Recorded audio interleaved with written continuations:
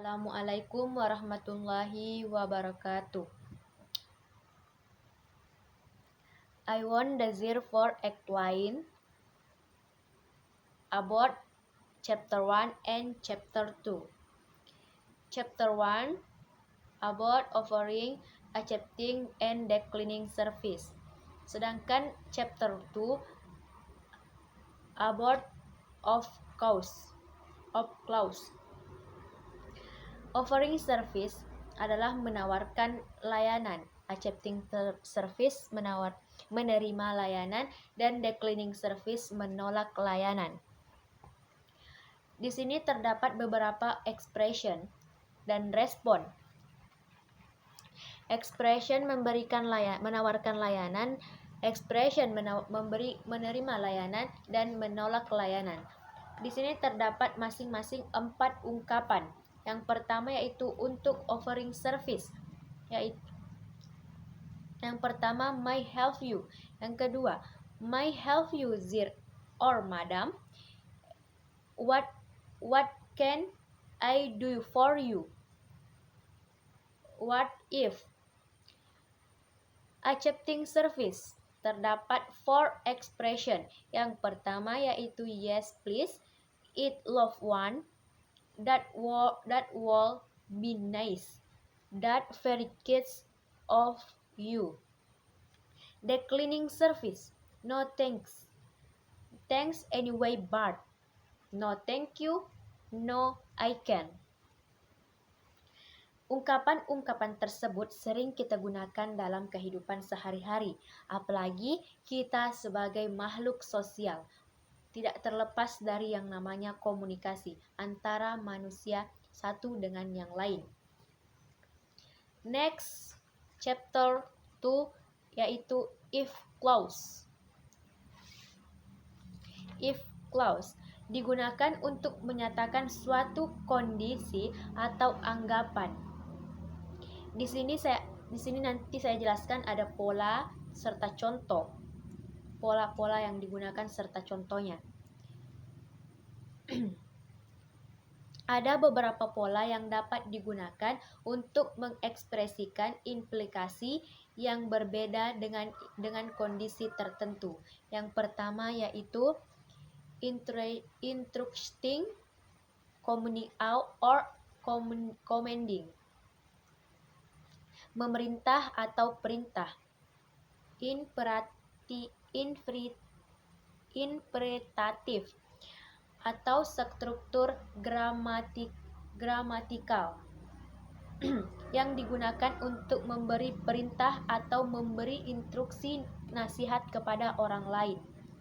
Adapun pola yang digunakan yaitu if clause plus interpretatif. Contohnya yaitu if you are so sleepy, turn off the television and go to bed.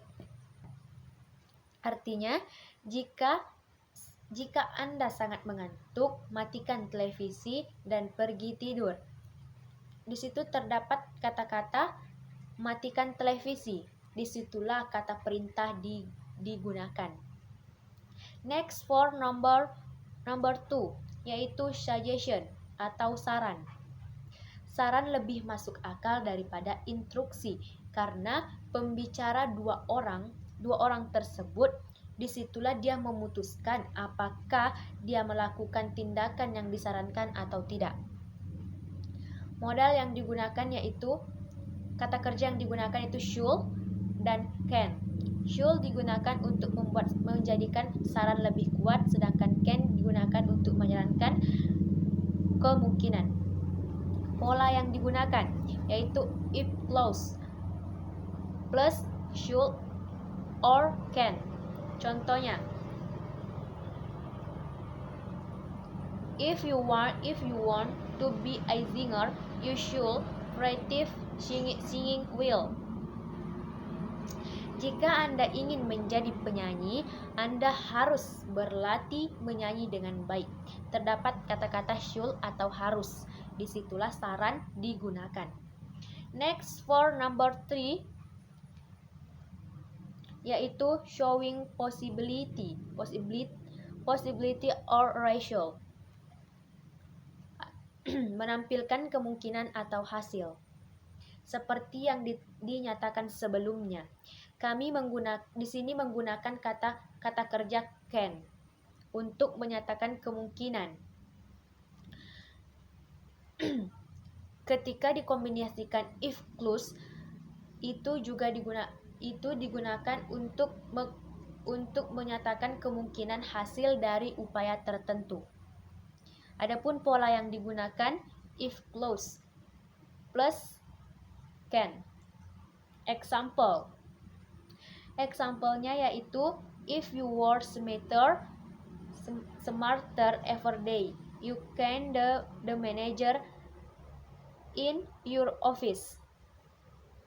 Artinya, jika Anda bekerja lebih cerdas setiap hari, Anda dapat menjadi manajer di kantor Anda.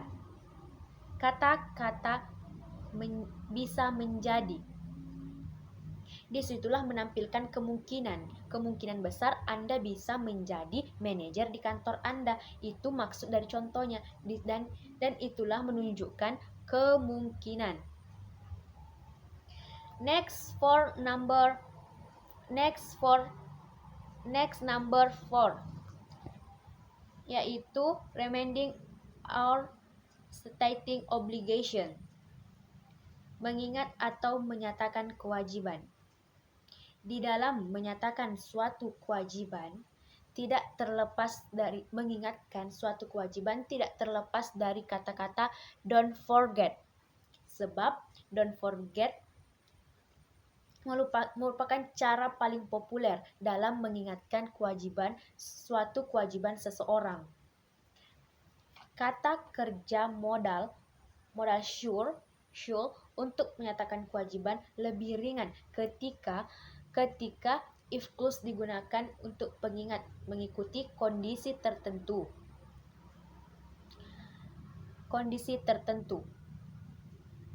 Pola yang digunakan yaitu if clause plus have to or don't forget. Contohnya, if you want to race a motorcycle, you should have a driving license. Artinya, jika ingin mengendarai sepeda motor, harus memiliki surat izin mengemudi. Di situ terdapat kata-kata harus. Nah, disitulah kata kewajiban diterapkan. Next, yang terakhir, number 5. Stating general truth, menyatakan kebenaran umum. If clause juga dapat diikuti dengan kalimat simple present tense untuk menyatakan suatu yang jelas atau selalu benar. Pola yang digunakan yaitu if clause plus simple present tense. Contohnya yaitu if the rains, the ground will get wet. Artinya jika turun hujan, maka tanah akan basah. Di situ terdapat kata-kata kejadian-kejadian yang masih dalam proses. Karena simple present tense itu adalah kejadian yang masih dalam proses, yang masih terjadi. Makanya di situ terdapat maka tanah akan basah.